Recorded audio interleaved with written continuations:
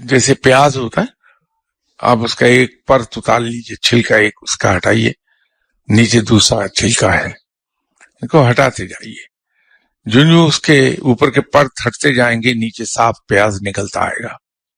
ये जो हमारे मामलात हैं आज के, जिस अफरा तफरी में हम गए हुए हैं, आप प्याज की तरह इसके ऊपर के परत हटाने शुरू कर दीजिए, हकीकत सामने नजर आने लगेगी।